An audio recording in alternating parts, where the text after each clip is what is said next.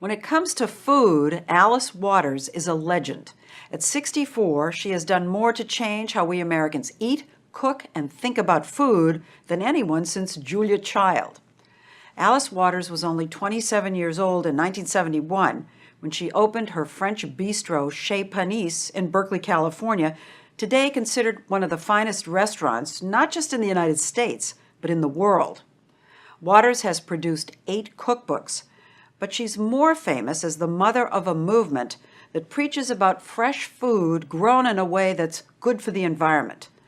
The movement, now called slow food, is a healthy alternative to fast food.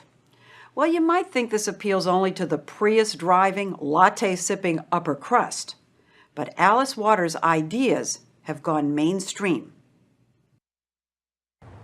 It all started here at Alice's temple, Chez Panisse, in Berkeley, California. We're going to be spit roasting tonight this pork, and so that's getting ready in the fire, turning on the spit. She still shows up almost every day. Now this is beautiful. As she has for the last 37 years. And the potatoes are delicious too. To oversee the cooking with her exquisite, infallible taste buds. I was thinking this could also be spicier even. Yeah. So it's more pronounced. Yeah. It's not just the cooking that's made her famous, it's the ingredients. She was one of the first to serve antibiotic and hormone-free meats and insist on fresh, organic, locally grown fruits and vegetables. This has a beautiful flavor, and I just love the way it looks. You started a revolution in food, how we think about food, how we cook food. But do you think of yourself as a revolutionary? I guess I do now, but when I started Chez Panisse, I wasn't thinking of a philosophy about organic and sustainable. I just was looking for flavor. Flavor that comes from serving only seasonal food, one of her hallmarks. Say frozen, and Alice Waters shudders. Because all her food has to be fresh, she buys only from local ranchers, fishermen, and farmers. This is beautiful corn. It's from Chino Farms, and it just arrived maybe like 5-10 minutes ago. And you can see, it's all white on the bottom. It's just been I know it's going to be very sweet. People who meet Alice Waters are struck by how gentle and dreamy she seems to be, and they wonder how someone like that became so successful. Truth is, Alice Waters is a steamroller, relentlessly going after what she wants. And now she wants everyone to cook the way she does, and that's put her in the spotlight. People have become aware that the way that we've been eating is making us sick. Welcome! She's become the leader of a movement to change how we eat, and she's getting traction. Now you can go to your neighborhood grocery store, even Walmart, and buy organic. But in the process, she's become a target. People say Alice Waters is self-righteous and elitist. And these are words I've heard over and over.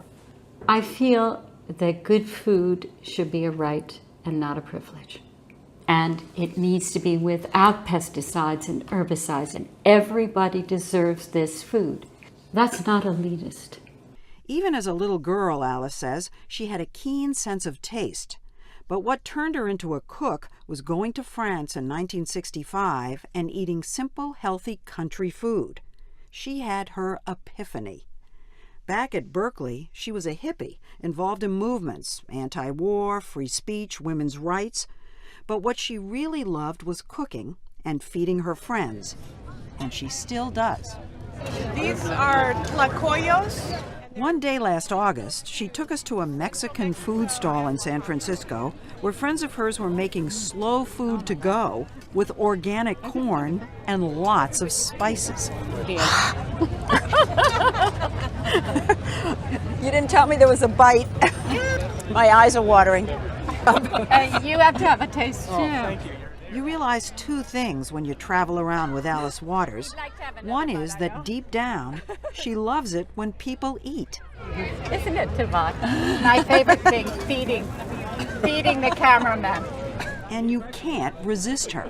Sound needs it too. How can you not love Alice Waters? Gavin Newsom, a Waters disciple, is the mayor of San Francisco. She has, I think, done more to change our eating habits for the better than anyone in the United States of America. Obesity, huge issue now. Yeah. We consume lousy food.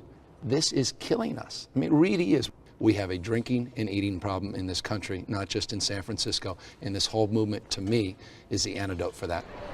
Alice talked Newsom into letting her organize a slow food festival outside City Hall last September. Growing the slow food movement is one of her passions. She was ecstatic that 85,000 people showed up. She walked us through the taste pavilions, introducing us to her acolytes, organic cheese merchants, and bakers. Oh, so nice that you came. Oh, it's beautiful. The centerpiece of the event was this, a sprawling urban victory garden. So this is a real vegetable garden in front of City Hall. This is The unbelievable. ultimate symbolism.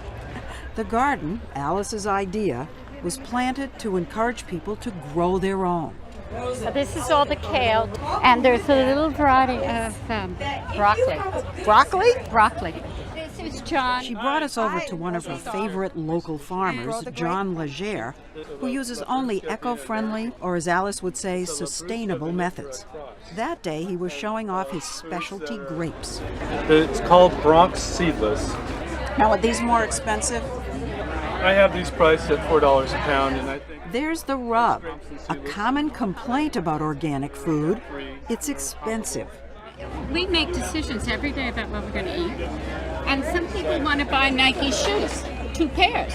And other people want to eat Bronx grapes and nourish themselves. I pay a little extra, but this is what I want to do. To prove to us that healthy, slow food is worth the money and can be fast and easy, she invited us to her house for breakfast. I'm going to cook some eggs. And I'm going to make a little salad with the tomatoes. It was here that we realized that Alice Waters lives in a different world. I have a question. Where's your microwave? I don't have a microwave. How do you live without a microwave? I don't know how you can sort of live with one.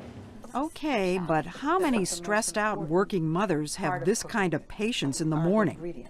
She chopped up chives, diced up tomatoes, and marinated them in olive oil and garlic. Do you ever go to a regular supermarket and just, no? Rarely. I'm looking for food that's just been picked. And so I know when I go to the farmer's market that, they just brought it in that day. I have to say, it's just a luxury to be able to do that. In a sense, it is a luxury. A luxury that's It's delectable. affordable. Once she spread the ripe tomatoes and Tuscan olive oil on a slab of organic bread, she started on the eggs. I love the taste of olive oil with eggs. I think it's very Italian. This is a fireplace, a campfire place in the kitchen. In the kitchen. It's true. It is. Wow, look at that. Not sure if it was the roaring fire in the kitchen or the, quote, fast and easy part. Is she kidding? But this was one of the best breakfasts of my life.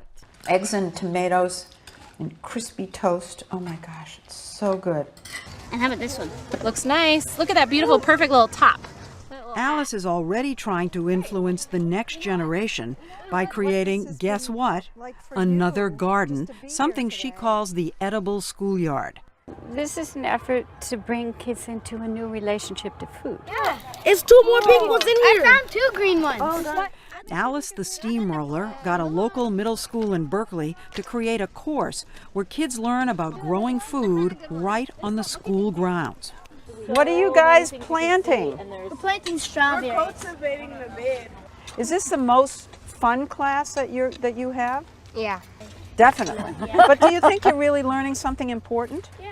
Yeah. Like what? Learning about compost, crabgrass, how to raise a good healthy garden. Alice, look what you've created here. It's kind of a thrill every time I come here. I think I just want to get my hands in the wanna go soil. down on your I want to go hands. down on my hands and knees He's and offering you- be a child again. Oh, God. Oh, it's hard. The garden is just half of the program. The kids also learn how to cook what they've grown. This just came in from the garden. This was attached to the plant about 20 minutes ago. For many of the kids, it's the first time they've cooked and eaten fresh organic food. Did you ever cook anything that you thought before, oh my God, I'd never eat anything like that? Oh yeah, this one thing was toast, and then there's spinach and mushrooms on top of it. I thought I would hate it, but it was really good. Really? Sounds great to me. Anybody think they might grow up and be a chef? But come see me, come see me. If Alice had her way, there'd be a program like this in every single school. We have schools across the country that are cutting gym, where they can't afford books for the kids. Do you think it's possible that what you're doing, or what you're trying to do, can really be spread all across the country in these times? In these times, it needs to be spread more than ever. That children would grow up knowing how to cook. This is something that we don't know how to do anymore. But can we afford it, I guess I'm But asking. we can't not afford it. I'm looking at you and I'm thinking, she's a dreamer. I am. But to others, she's a visionary. Now she has her sights on a new project, and we would like to warn President Obama that the steamroller is on its way. You have been pushing for a vegetable garden at the White House for years. Rose garden, forget that. You want a broccoli garden.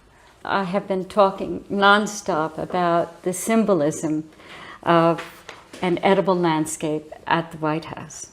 I think it says everything about stewardship of the land and about the nourishment of a nation. So, do you think you'll get one? Well, I'm very hopeful. I've always liked the idea of doing press conferences at the compost heap.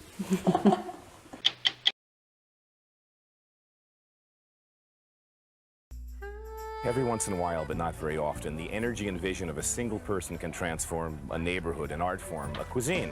In 1971, a wonderful young lady from Chatham, New Jersey, inspired by her trips through France, decided she wanted to become a restaurateur. This was her calling.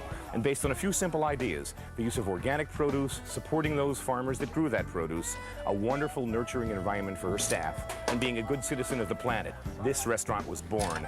Now, 3 decades later, no one's going to argue that that restaurant, Chez Panisse, and that woman, Alice Waters, was instrumental in creating the organic movement in America as it is today. We're going to meet the chef, get her story, go to this wonderful restaurant and see the food, and then find ourselves back here in a market that, in a lot of ways, Alice helped create. Chez Panisse, Alice Waters, and the market in the Embarcadero.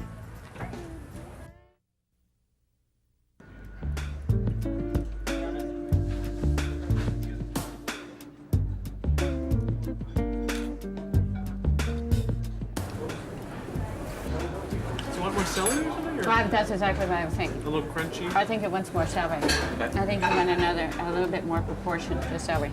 Do you have any celery leaves? Yeah. Can we just begin at the beginning? When did you decide that this was your calling? I took a junior year out of college and I went to France, and I feel like I had this sensual awakening. I had never really eaten very much before, at least consciously. I was a very picky eater, but I'd never had an oyster, and I had lived on the East Coast. I'd never had sort of food from the market, bread from the baker, and it really changed my life. I'm just trying to figure out what you guys should eat for lunch. And then I had this idea, well, you know, why don't I just open a restaurant? Oh, it's fantastic. Now you have to do this every day. Then my friends could come there and eat, and I could get paid for doing it. It was at that particular time in the 70s, and there wasn't really a consciousness about food. It was a very particular moment, and so this restaurant that began really with one menu a day seemed unusual to people. And it was in a house. And it was very French in feeling, or I tried to make it very French in feeling. But I was on a search for foodstuffs. I realized, of course, that we didn't know enough about farming. We really had to find people who were already growing things. Where's all this stuff going? It's going to the farm. He uses it for compost. So we're going to eat this again in some other form. Yeah. Ultimately, the food that tasted the best happened to be the farmers who were farming organically, and we put the two together. I have a small farm in western Sonoma County, as do many others, probably not enough. But I deliver my produce and that of in the height of the season about 20 different small farms. It's all in western Sonoma County, it's all seasonal, and it's all sustainable or organic. Chef, tell me, what's this corn going to end up as? It's going to end up with the morel mushrooms and sweet onion souffle. Hey, talk to me. Look at these gorgeous squid. What are these? These are just local squid that we get certain times of the year. They used to be an incidental catch people didn't really pay attention to, but we buy them all now. We can. Incidental catch, like one of my favorite things in the world to eat. Exactly. Incidental catch, they're gorgeous. They're really thin and tender, and they cook really quickly.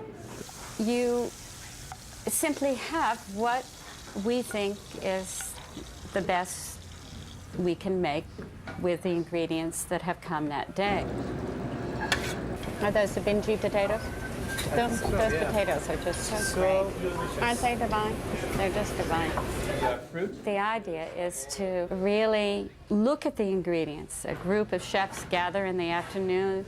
They talk about it. It's a little bit like an improvisation. What? It's too sweet. It's sweet. It's too sweet. I think it needs some, like a garlic to the. We can pound a little. Even a pounded garlic in it, so that it feels like it wants a base that's stronger, because the endive is very forthcoming. Describe the menu for me. I come in, I arrive. What's happening? You come in and you're seated, and you get the menu of the day, and you have no choice. And so we hope that it appeals to you. And the courses simply come. Well, there's no question that this restaurant was born from the free speech movement. It was. I was there. I was in Berkeley. And it was very important and empowering to me to feel like I could do anything that I wanted to do. If I had enough desire that somehow, and if it were good enough, people would come. And I was extremely naive, but I really believed in that. And I still believe in that. What? Being naive helps, often. Very, but I still have that optimism. I think we can change the world.